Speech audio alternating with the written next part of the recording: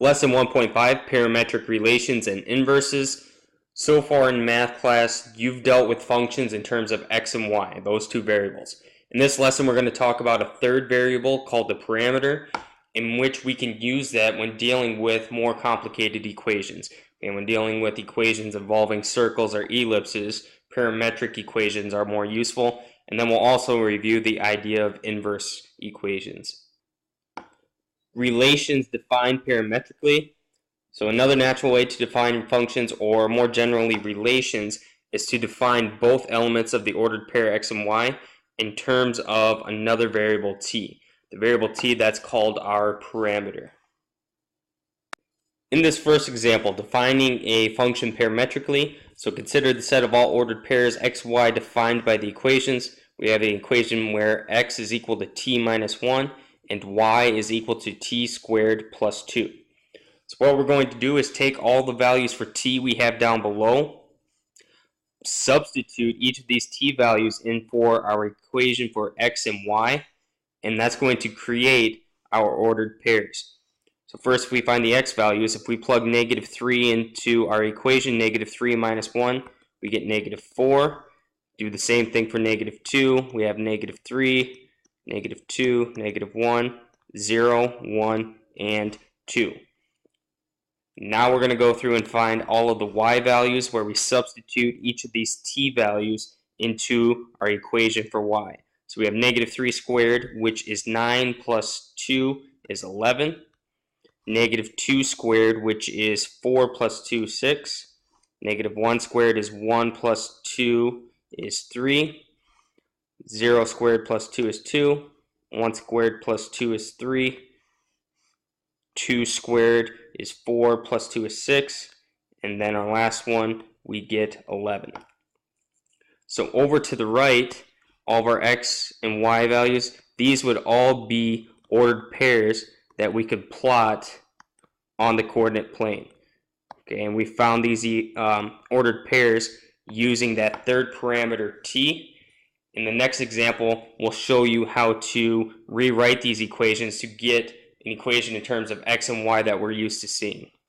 So now in this part of the example, we want to find an algebraic relationship between x and y, and then determine if y is a function of x. So we have our same equation for x. X is equal to t minus 1, and y is equal to t squared plus 2. What I'm going to do is take our equation for x. So we have x is equal to t minus 1. I'm going to solve this equation for t. Okay, so to get t isolated by itself, I would add 1 to the other side of the equation. Thus, I get x plus 1 is equal to t. The next step is I'm going to take my equation. I have y equals t squared plus 2. Now I'm going to take where I have this t, I'm going to substitute this equal value I have that is equal to t, x plus 1. So I take y is equal to, in parentheses, I'm substituting x plus 1 in for t, that quantity squared plus 2. So the reason I started with this equation to isolate t by itself, it's a lot easier to work with compared to if I started with this equation and tried to isolate t by itself.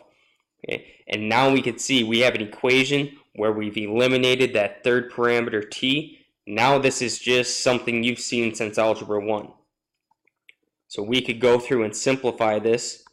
Y is equal to, this is x plus 1 times x plus 1, so if we would FOIL that out, we would get x squared plus 2x plus 1, and then plus 2 at the end. So our final equation is y equals x squared plus 2x plus 3. Okay, and this is an equation we've seen multiple times before. It's just a quadratic equation. Now we want to determine, is y a function of x? We got y isolated by itself. If we would graph this, it would just be a parabola that would pass the vertical line test. So yes, y is a function of x. So that's how we can take an equation in terms of that third parameter t, eliminate that third parameter to come up with an equation that we're more familiar with. Initially, parametric equations might not seem very useful, but when we get more complicated equations that we're working with, they do become a lot simpler to work with. Okay, for instance, suppose we were trying to work with a circle and graph a circle. Recall the basic equation for a circle is x squared plus y squared equal to 4 squared. This would be a circle centered at the origin with a radius of 4.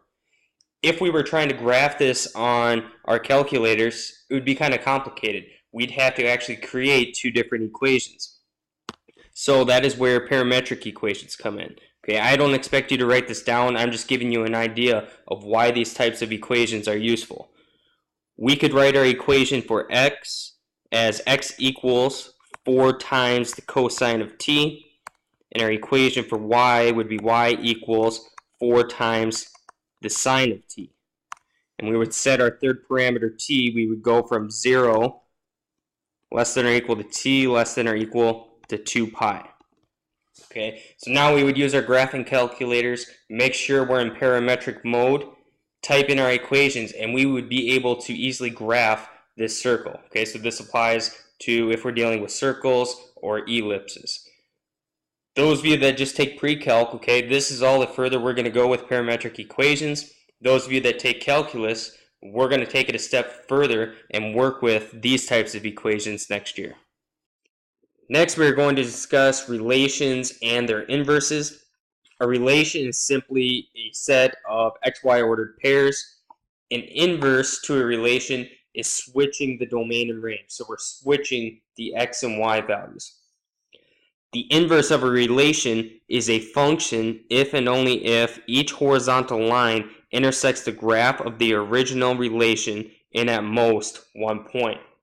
So if we graph a relation on our coordinate plane, if we can construct a horizontal line anywhere through that relation so that it only intersects at most one point, then the inverse of that relation would also be a function. Now we have the basic definition for what an inverse function is. If f is a one-to-one function with domain D and range R, then the inverse function of f, denoted by f inverse, it's f raised to the negative 1, okay, that's f inverse, is the function with domain R and range D. So if we have a one-to-one function, meaning it satisfies the vertical and horizontal line tests, then its inverse will be a function, and we simply have to switch the domain and range. The domain of our original function becomes the range of its inverse. Okay, so down below we can see this notation. F inverse of b is equal to a if and only if f of a is equal to b. In this example, we are going to find an inverse function algebraically. So we want to find an equation for f inverse of x if f of x is equal to 2x divided by x minus 2. So the first thing, I'm going to rewrite this equation so that I have it in terms of y. So it is y equals 2x divided by x minus 1. In order to find an inverse, we set a function and its inverse to the domain and range flip. So the first thing we have to do in order to find f inverse is switch the domain and range. So I'm going to replace this y with an x and replace these x's with y's. So we have x equals 2y over y minus 1.